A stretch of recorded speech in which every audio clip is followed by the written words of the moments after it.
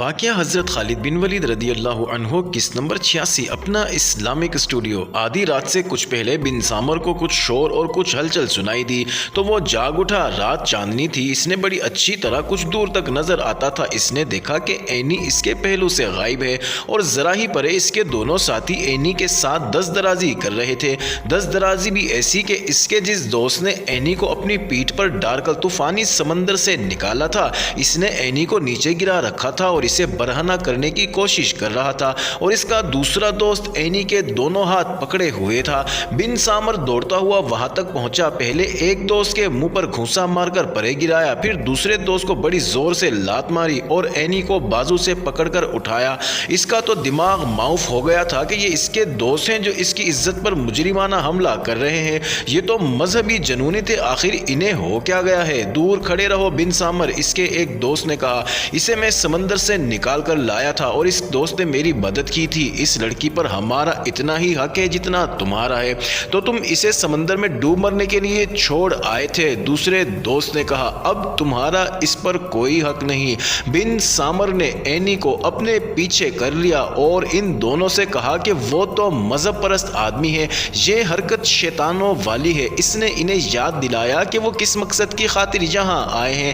اس کے دوستوں پر اس کی کوئی بات اثر نہیں کر رہی تھی، وہ دھمکیوں پر اتر آئے تھے۔ آخر ایک دوست نے کہا کہ وہ اینی کو صرف آج رات کے لیے ان کے حوالے کر دے۔ بن سامر کو یہ صورت قبول نہیں تھی اور ہونی بھی نہیں چاہیے تھی، یہ آخر اس کی بیوی تھی۔ تم دونوں پر شیطان غالب آ گیا ہے، بن سامر نے کہا۔ میں شیطان کا دماغ درست کرنے کا طریقہ جانتا ہوں۔ بن سامر ان کی طرف بڑھا تو وہ دونوں اس پر ٹوٹ پڑے۔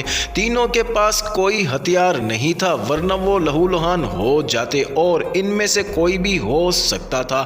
دونوں دوست بن سامر پر ٹوٹ پڑے اور اس پر گھونسوں اور لاتوں کی بوچھاڑ کر دی۔ بن سامر نے دونوں کا مقابلہ کیا، لیکن وہ بھی اسی جیسے جوان سال اور طاقتور تھے۔ اینی کمسن لڑکی تھی، وہ بن سامر کی مدد نہیں کر سکتی تھی۔ وہ الگ کھڑی دیکھتی رہی۔ ان دونوں میں سے کسی کے پاس ہتھیار ہوتا تو وہ بن سامر کو قتل ہی کر دیتے۔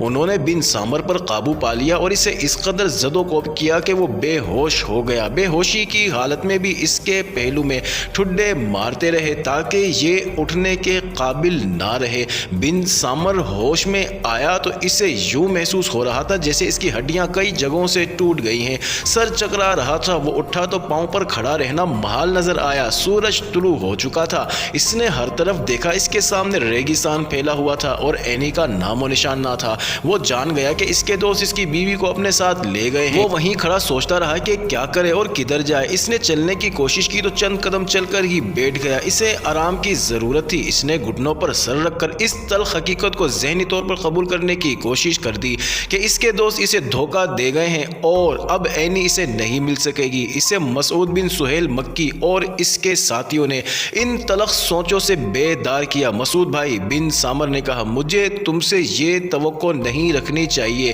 کہ میری مدد کرو گے۔ تم نے کہا تھا کہ میں تمہارے ملک میں ہوں اور تم مجھے اکیلا نہیں چھوڑو گے۔ کیا میں یہ سمجھوں کہ تم میری ہر طرح مدد کرو گے؟ نہیں کرو گے۔ تم جانتے ہو میں عیسائی ہوں، تم آخر میری مدد کیوں کرو گے؟ میں مسلمان ہوں بن سامر، مسعود بن سہیل نے کہا۔ میں اسلام کے احکام کا پابند ہوں۔ تمہارا مذہب جو کچھ بھی ہے، تم ایک انسان ہو اور مصیبت میں گرفتار ہو۔ اسلام مجھ پر فرض عائد کرتا ہے کہ میں تمہاری مدد کروں۔ یہ بھی ذہن میں رکھو کہ اسلام کا یہ بھی حکم ہے کہ جو تمہاری زبان سے نکل گیا ہے وہ بھی عملاً پورا کرو۔ میں اور میرے یہ دوست تمہاری مدد کریں گے۔ دراصل تمہاری بیوی اس قدر خوبصورت اور دلکش ہے کہ اس کا جسم حاصل کرنے کے لیے کوئی پارسا بھی پارسائی سے دست بردار ہو سکتا ہے۔ بن سامر اٹھا، اس کے دوست بھی اٹھ کھڑے ہوئے۔ انہوں نے پہلے وہاں زمین دیکھی، وہاں لڑائی کے نشانات صاف نظر آ رہے تھے۔ مسعود نے ایک طرف دیکھا اور اکیلا ہی اس طرف چل پڑا۔ بن سامر کے دونوں دوستوں اور اینی کے نقوش پا صاف نظر آ رہے تھے۔ مسعود تجربے کار جاسوس تھا۔ اس نے دیکھا کہ بعض جگہوں پر قدموں کے نشان ایسے ہیں جیسے اینی کو زبردستی یا گھسیٹ کر ساتھ لے جا رہے ہوں۔ کچھ دور جا کر مسعود واپس آیا اور اپنے دوستوں کو بتایا کہ وہ کیا دیکھ آیا ہے۔ صحرا میں نقوش پا کو چھپانا نہیں جا سکتا اور یہ تعقب کرنے والوں کی بڑی ہی واضح اور قابل اعتماد رہنمائی کرتے ہیں۔ وہ دور نہیں گئے ہوں گے، مسعود کے ایک ساتھی نے کہا۔ دور جا सकेंगे भी नहीं। ये बताओ बिन सामर, क्या इनके पास पीने को पानी है? नहीं, बिन सामर ने जवाब दिया, इनके पास पानी कहाँ से आ सकता था, हम तो समंदर से निकल कर आए थे। उठो और चलने की कोशिश करो। मसूद ने बिन सामर से कहा, हमारी मंजिल कहीं और है, लेकिन हम पहले कोशिश करेंगे कि तुम्हारी बीवी तुम्हें वापस मिल जाए।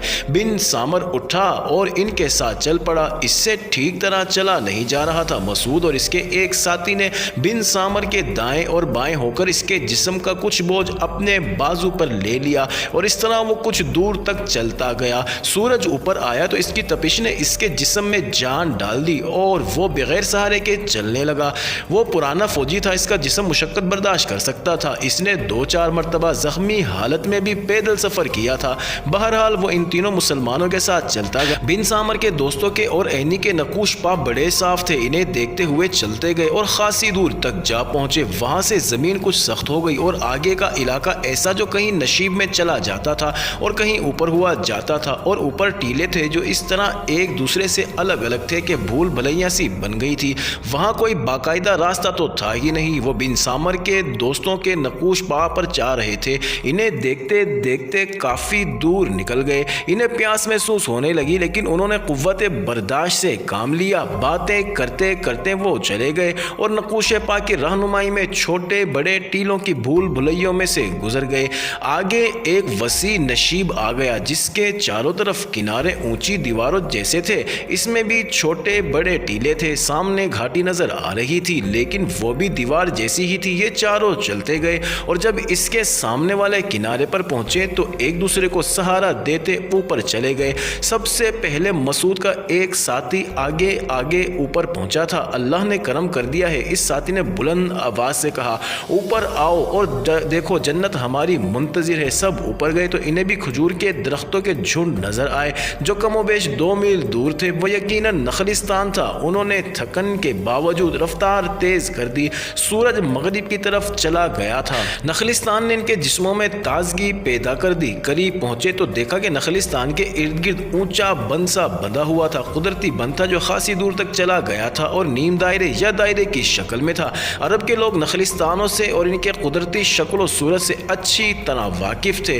वो जब बंद के करीब पहुंचे तो नुस्वानी चीखें सुनाई दी। वो सब दौड़कर बंद पर चढ़ने लगे तो बंद पर अपनी नमूदार हुई और नीचे उतरने लगी, लेकिन पीछे से 2 आदमियों ने ऊपर आकर इसके बाजू पकड़ लिए। ये दोनों बिन सामर के दोस्त थे। यही हैं, बिन सामर ने कहा। मसऊद बिन सुहेल मक्की और इसके दोनों साथी दौड़कर बंद पर जा चढ़े और ऐनी को अपने बाजुओं से पकड़कर अपनी तरफ कर लिया। वो दोनों बड़े गुस्से से बोले कि ये लड़की इनकी अपनी है और इसे इनसे कोई नहीं छुड़ा सकता। बिन सामर अभी बंद चढ़ रहा था। इसने कहा कि ये इसकी बीवी है। मसूद और इसके साथियों ने खंजर निकाल लिए। मोअज़्ज़िज़ नाज़रीन, जारी है अगली वीडियो। किस नंबर 87 में देखना मत भूलिएगा।